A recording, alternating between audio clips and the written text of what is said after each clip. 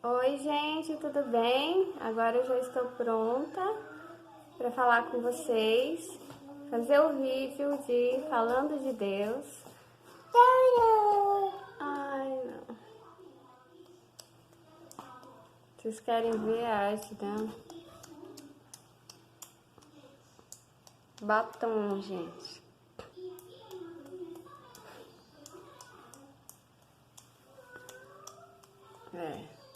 Vocês aguardem aí que a mamãe já volta. Bom, voltando. Tudo bem com você?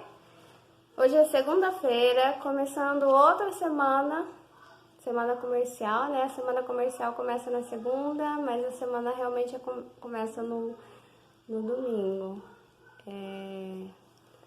E te convido a se inscrever no canal, clica aí, curte o vídeo também para ajudar. Chama seus amigos para participarem do canal. Que Deus te abençoe, tá? Sobre sua angústia, sobre suas dúvidas, que Deus traga a resposta para você essa semana. Amém? Solução. Que Deus traga solução para você. Olha, eu vou fazer um comentário sobre... É um teaser, mas tem uma história aqui muito legal desse livro. Eu nem conhecia esse termo. Eu chamava de amostra mesmo, até que uma prima falou teaser. Eu não sou muito antenada com essas coisas, não. E tem uma história que me tocou muito. E eu vou ler para vocês, tá? Numa pequena cidade austríaca dos Alpes, um casal saíra para passear no bosque com a filha de 3 anos. Os pais perderam de vista a criança por alguns segundos e ela caiu numa lagoa congelada. Desesperados, eles se jogaram na água atrás da filha. Ela ficou submersa durante 30 minutos antes de ser encontrada. Seguindo as instruções de uma equipe de emergência pelo celular, eles começaram o procedimento de ressuscitação cardiopulmonar, ainda na margem da lagoa. Os paramédicos chegaram 8 minutos depois e fizeram o levantamento preliminar das condições da criança. Ela não tinha reações, pressão arterial, pulso, nem respirava. A temperatura do corpo era aproximadamente 18 graus Celsius. As pupilas estavam dilatadas e não respondiam à luz, indicando o fim das funções cerebrais. Ela estava morta.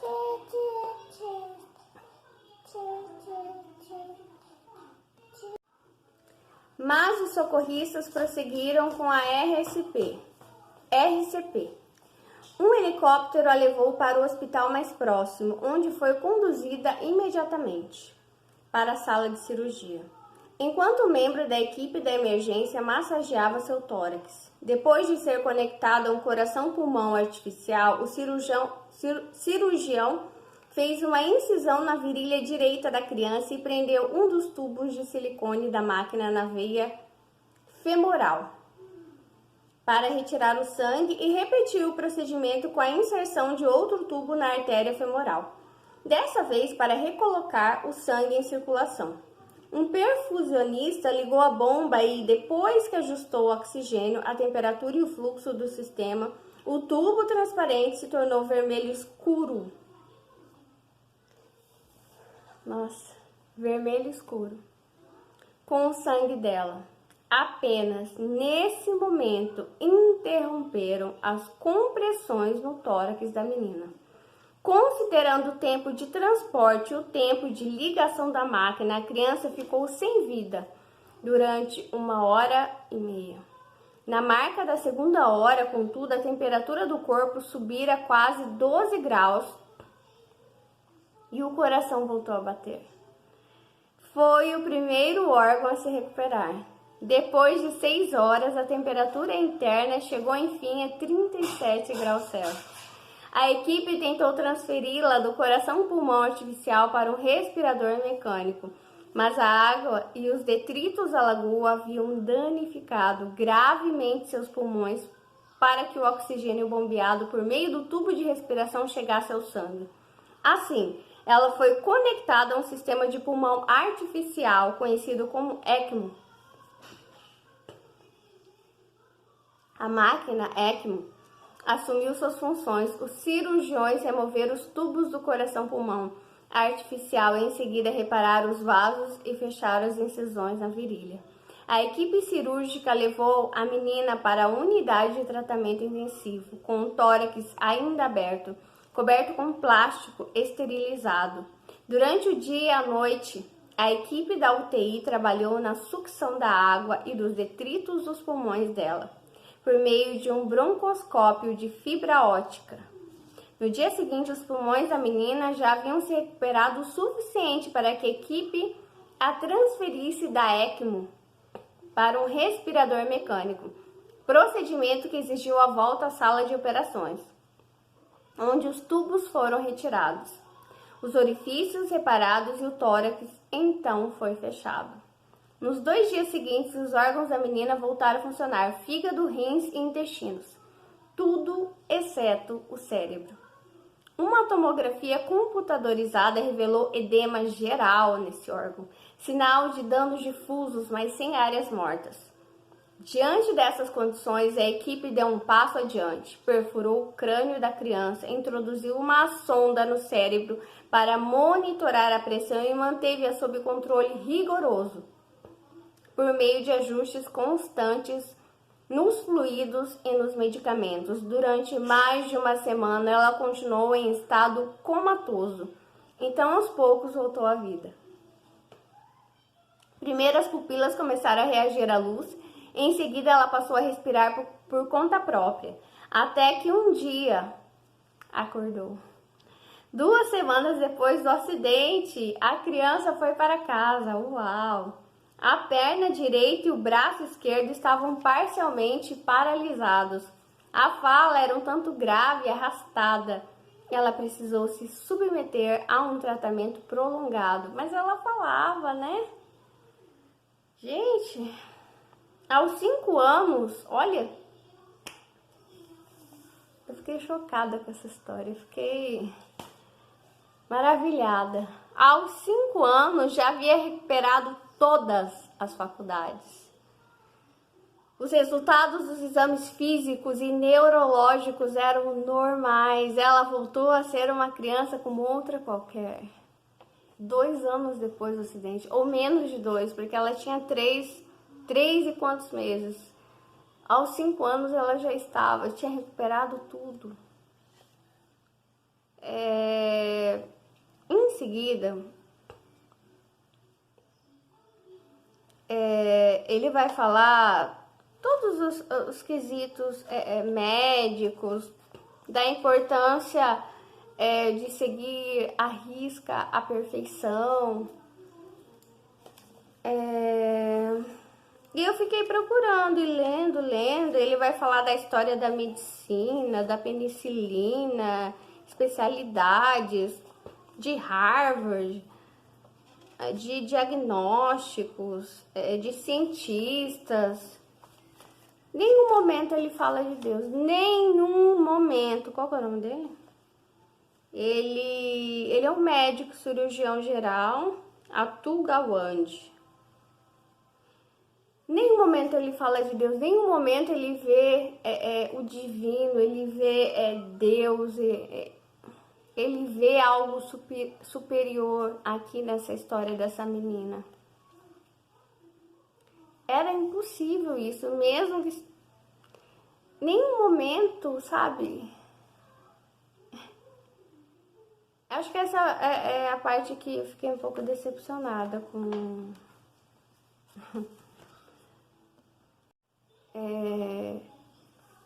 E eu venho falar de Deus agora. Eu não acredito em acasos.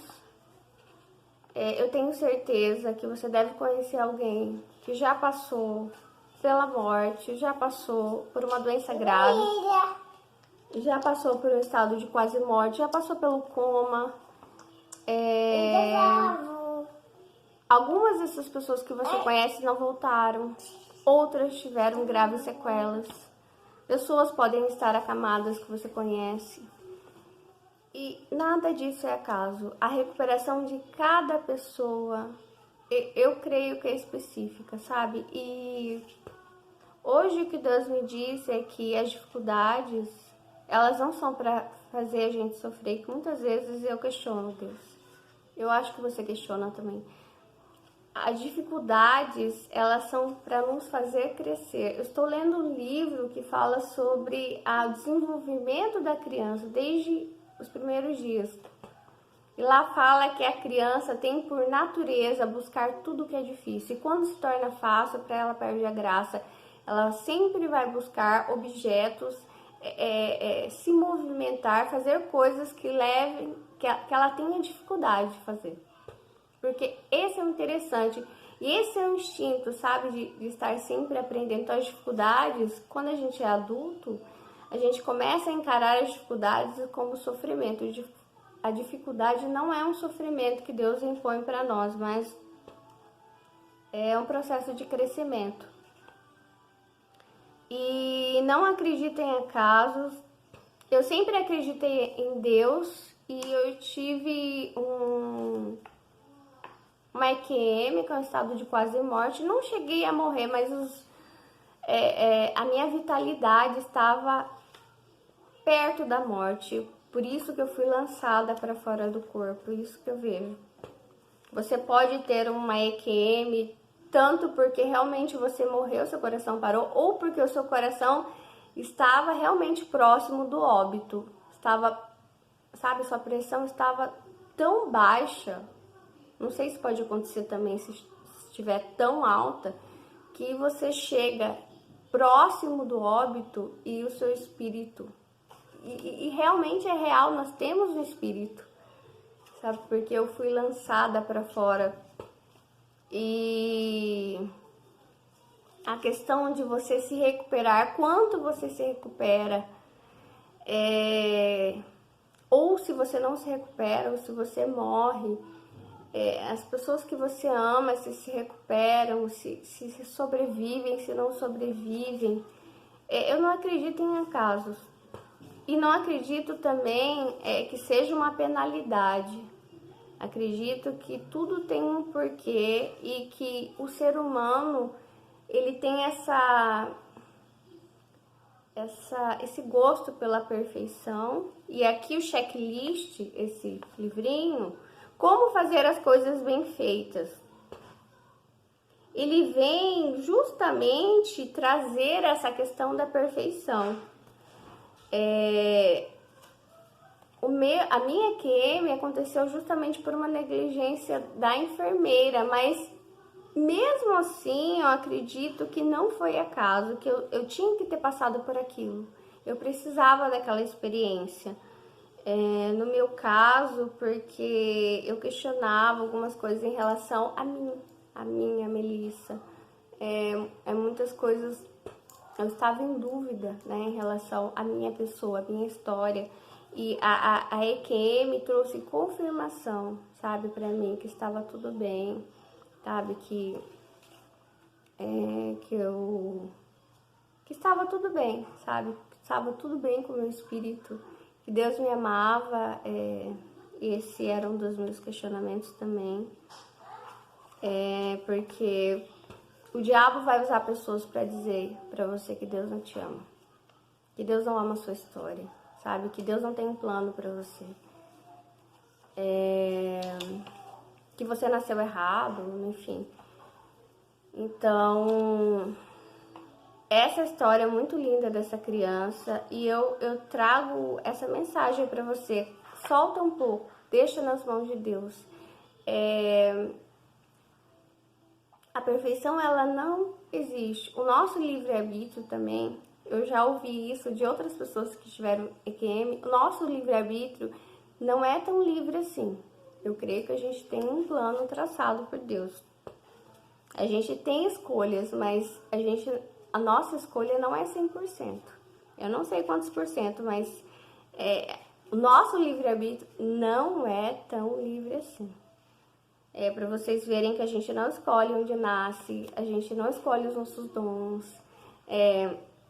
A gente tem algumas tendências, né? A doer mais nessa parte, a ter mais facilidade naquela outra parte. Muitas vezes essa busca por perfeição pode ser algo que vai nos afastar de Deus e vai nos afastar de amar as pessoas, porque as pessoas não são perfeitas e nós também não somos. Isso pode nos induzir a relacionamentos falsos, sabe? Até um relacionamento falso com Deus. Isso pode nos induzir a relacionamentos abusivos, a gente sempre tentar agradar as pessoas, suportar coisas e dores, desaforos, desonras que a gente não deveria aceitar. E outra coisa, viver sempre no estado de ansiedade, viver sempre tentando provar quem você é, tentando, sabe, provar a todo custo.